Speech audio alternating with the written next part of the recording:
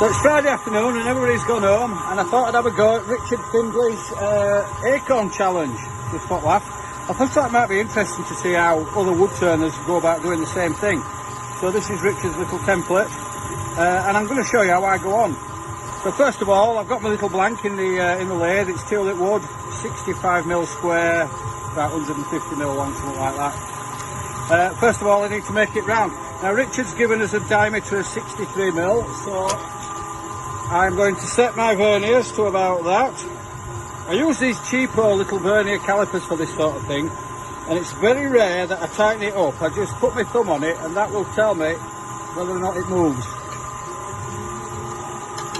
And it comes as no surprise that I'm going to rough it out with my round steel chisel. Here we go.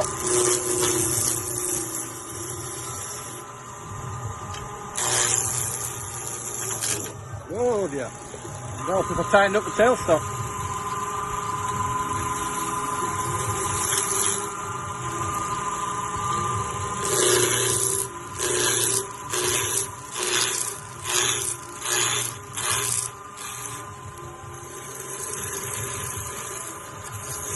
So there we go, that should be around about 63mm diameter as Richard's spec.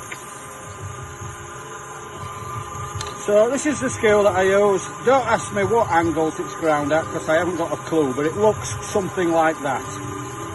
And I swear by it. Not everybody's cup of tea, but I love it. So we've got a round blank. Now I need to use Richard's storyboard. Here's one I prepared earlier. To put the little marks in. I've not put nicks on. Sometimes I'll put a little nick here if I'm doing a lot of something, but for this job I'll just use the plain storyboard as it is. So as first marks there, we've got a 58 here. This shoulder here is 37mm and 52mm here on this shoulder. So again, my vernier calipers set at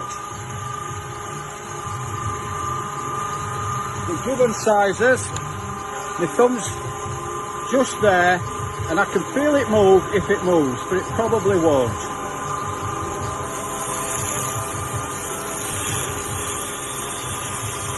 So that's 52. This little one up here is 58.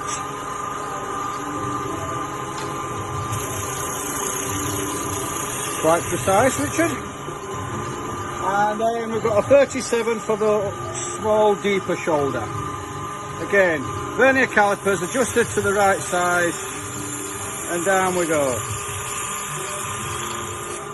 Just avoiding taking too much off here, otherwise I'm going to mar the shape of the cove here. And then the spigot goes in here somewhere. So first of all we'll put some little shape in. So I'll roll this bead. There we go.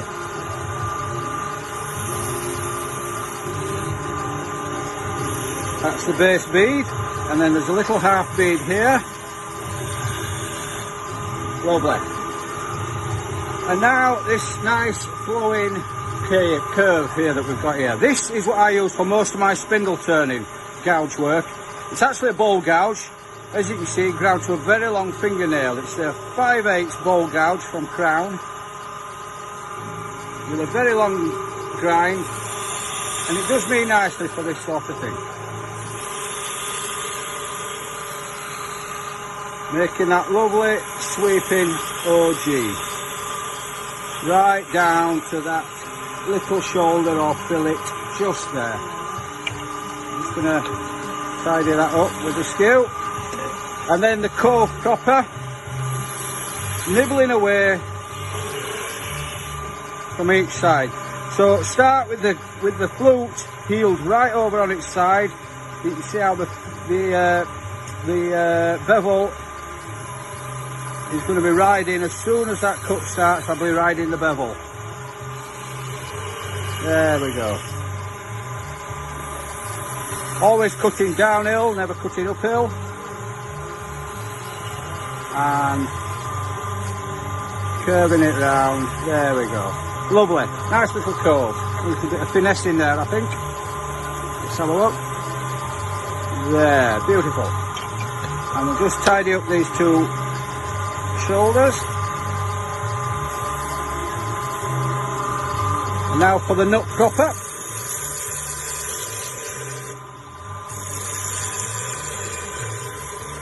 Part it down to the prescribed length. Just tidy up that corner there. That's the phone ringing. I'll be ignoring that on a Friday afternoon.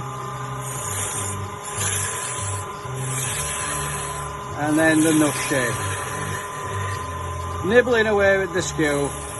No point trying to take too much. You'll just get bogged down. And everything will just get hot and bothered. And you'll probably have a catch. Before I forget, I will put this shoulder on. This is a sizing gauge I use for common sizes. 1.5 inch, 1 inch and 2 inch. So we need inch here or 25 mil. Oh, and I put the wrong centre in, never mind.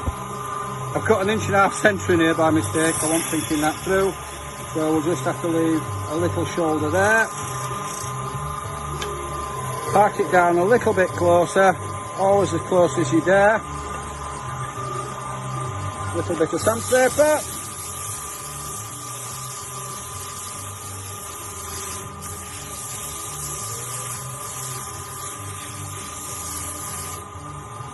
There. And then we'll part it off as close as you dare, but you'll never get it off perfectly. So always aim to part off on the waist side and leave yourself a little bit of a nipple to take off. There we go. Just sand that up and we'll be right.